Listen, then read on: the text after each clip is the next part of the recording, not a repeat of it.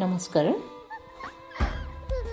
মোৰ ছাত্ৰ প্ৰিয়ম শইকীয়াৰ এটি কবিতা পাঠ কৰিবলৈ ওলাইছোঁ।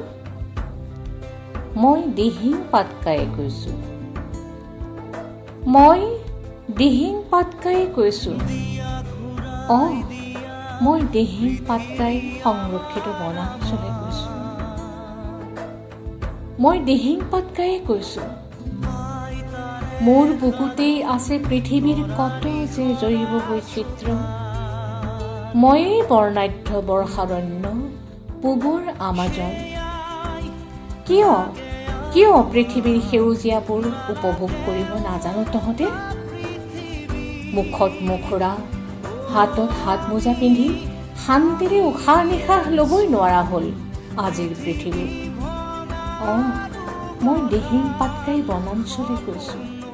কিয় কিয় নিঃশেষ কৰিব খুজিছ মোক?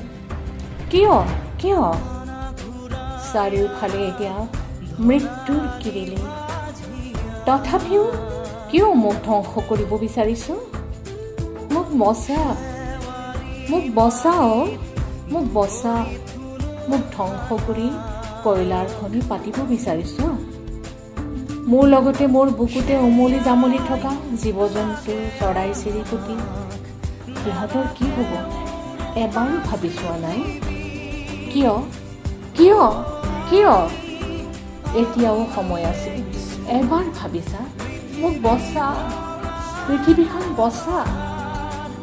নতুন প্ৰজন্ম, তহঁতেই এই ধুনীয়া ধৰিত্ৰীখন সজাব লাগিব, তহঁতেই এই বিনন্দীয়া প্ৰকৃতিক সুন্দৰকৈ ৰাখিব লাগিব।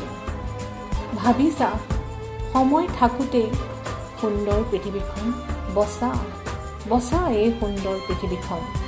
মই দিহিং পাতকায়ে কৈছোঁ, মই দিহিং পাতকাই সংৰক্ষিত বনাঞ্চলে কৈছোঁ। মোক বচা, মোক বচা।